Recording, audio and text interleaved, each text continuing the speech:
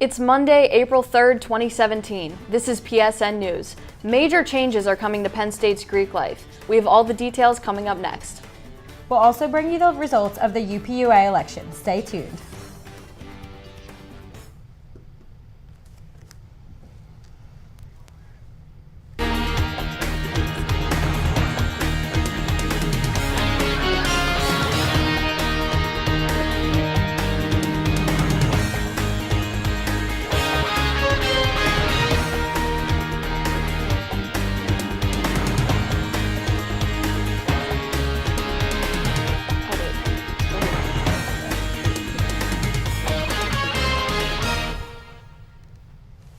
Thanks for joining us tonight. I'm Maddie Beertemple. And I'm Carly Trowax.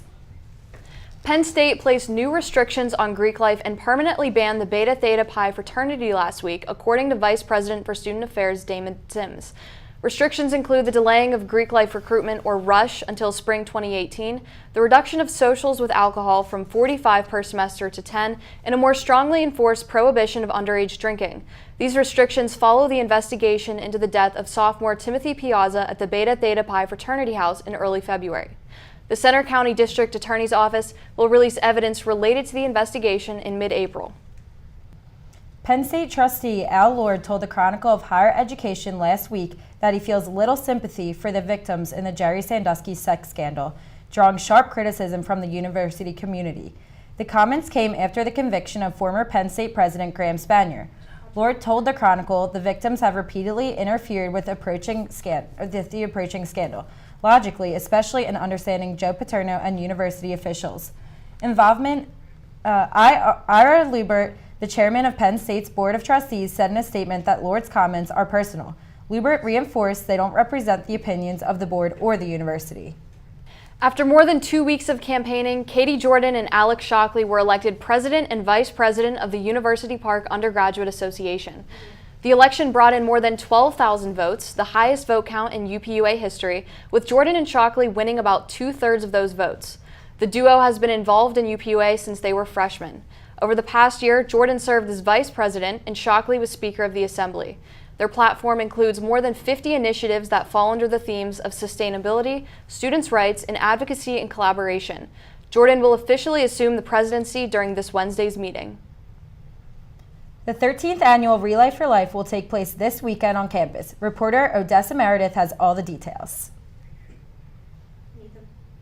For the 13th annual Relay for Life at Penn State after fundraising all year. The 24-hour event will kick off Saturday, April 8th on the Hub lawn. Public Relations Overall Marissa Robertson is excited about the involved participants. We're expecting a huge turnout. This year, currently, we have over 1,000 participants, including the overall committee. On Saturday, leaders expect the lawn to be full of supporters. The celebration supports families and cancer survivors and remembers those who lost their lives to cancer. We're really trying to get more people to be involved, especially the community aspect. There is someone who always knows someone who has overcome cancer and is going through treatment, especially being at Penn State with Thon so big. It affects so many people. Participants and volunteers raise awareness and fundraise all year to make this celebration possible. Media Relations Captain Samantha Liebenson explains. Every month we had an event, and it had to go with the Cancer Awareness Month, and we try to get as many students and faculty and community members involved, and we try to just show our support for the community as a whole. The main event is open to the community and it is not too late to register. More information can be found on the Relay for Life Facebook event or at psurelay.com. Reporting for PSN News, I'm Odessa Meredith. The dates for Penn State football student ticket sales have been announced. It kicks off Monday, June 19th for graduate students and seniors. Juniors can duke it out on Ticketmaster on Tuesday, June 20th, and it's sophomores' turn on Wednesday, June 21st. Incoming freshmen can purchase their tickets on Thursday, June 22nd. In order to be eligible to purchase season tickets, students have to be enrolled as full-time students by May 30th at 5 p.m. at the latest. Each student can only purchase one ticket, and they'll be available at 7 a.m. on Ticketmaster on the set date for $218. This includes all 7 home football games. We'll have your state college weather forecast after the break. Stay tuned. From the students of Penn State Meteorology, here is your Penn State Campus Weather Service forecast. Good evening, State College. Here's your forecast. So we have some rain showers beginning to move through by 7:30 tonight. We see some pretty heavy showers that will begin to move through the area. But as we progress through a little bit throughout the evening, 11 o'clock, still have those showers lingering. By the time we get to Tuesday morning, most of it has pushed out of the area. But we'll see those showers begin to move through from the southwest again by Tuesday, 7 o'clock going to 11:30. We have those showers beginning to build in a little bit heavier throughout the mid-afternoon, and we'll see those push through, still lasting through the mid-afternoon, and by the evening, we'll finally see some clearing. A couple of spotty showers still possible, but otherwise, as we move through the Wednesday morning, we'll see cloudy skies return. So looking at tonight's forecast, we have a low around 51 degrees, some rain showers and southeast winds at 5 to 10 miles an hour. And then tomorrow we have those showers with some warmer temperatures, highs at 65 degrees, and those winds 5 to 10 miles an hour once again. So taking a look at that 7-day forecast, we have those clouds and rain showers late today and morning showers on Tuesday, highs around 65 on Tuesday. Wednesday, the sun returns, highs around 64, lows in the middle 40s. Thursday, Friday, we have those rain showers return, highs in the upper 50s on Thursday and highs in the upper 50s on Friday. And Saturday, Sunday, we finally see the return of some sunshine and a few clouds. And for PSN News, I'm Jake Rowe. Have a great evening.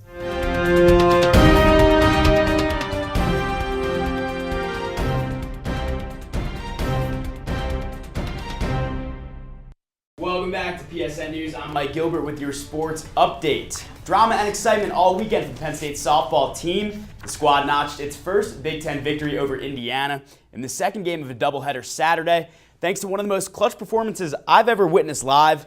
Senior ace Marlena Lawback came in to pitch in the bottom of the seventh, up 1 run, no outs, runners on second and third. This girl does not feel pressure. 3 outs later, the Knits got the victory. On Sunday, clutch genes still there. Sam Shanahan hit the game winner into right field. They were bouncing at Beard Field. Up next, a 3-game set in East Lansing this weekend. Being from New York, but not a very big hockey fan, it's safe to say I'm kind of a fair-weather Rangers fan. But I was happy to see a Penn Stater ink a deal with the Blue Shirts over the weekend. Sophomore Vince Pedri leaving Happy Valley early after signing a pro contract that will place him with New York's AHL affiliate, the Hartford Wolfpack. Zach Saar also moves up to the pros, signing a 1-year pact with the San Diego Gulls of the AHL. Baseball is back. There's nothing like seeing the ace of your favorite team start the season off with about a 30 ERA.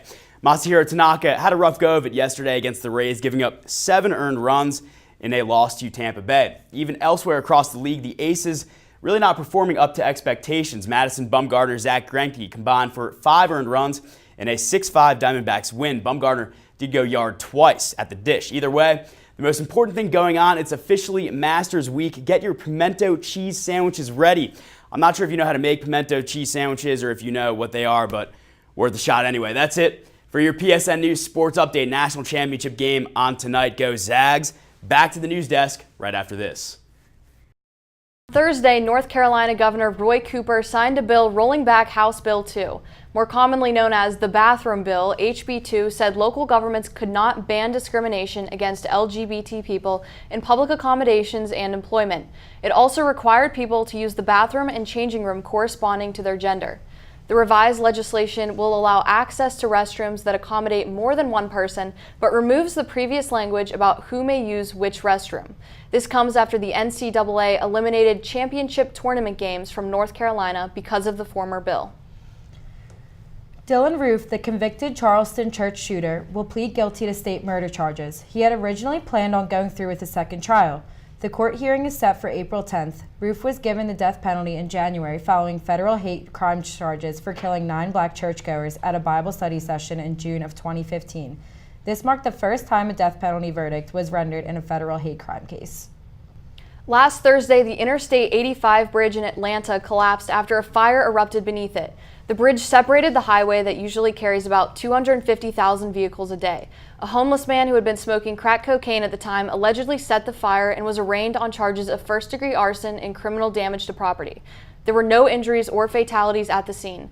The Deputy Insurance Commissioner did not reveal why the fire was started, but said that information would be released as the investigation continues.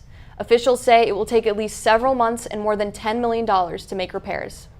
Former National Security Advisor Michael Flynn is seeking immunity before he addresses the ongoing Russia investigation. He was forced to resign after President Donald Trump became aware that he misled government officials regarding conversations he had with Russian Ambassador Sergei Kislyak. At first, Flynn denied discussing Obama administration sanctions with the ambassador, but later changed his story. Flynn's attorney stated that in the current witch hunt-like environment, Flynn needs protection against unfair prosecution. However, Flynn previously told MSNBC that he believed those seeking immunity were typically guilty. And that's all for tonight on PSN News. Be sure to check us out on Twitter at PSN News. Thank you for joining us.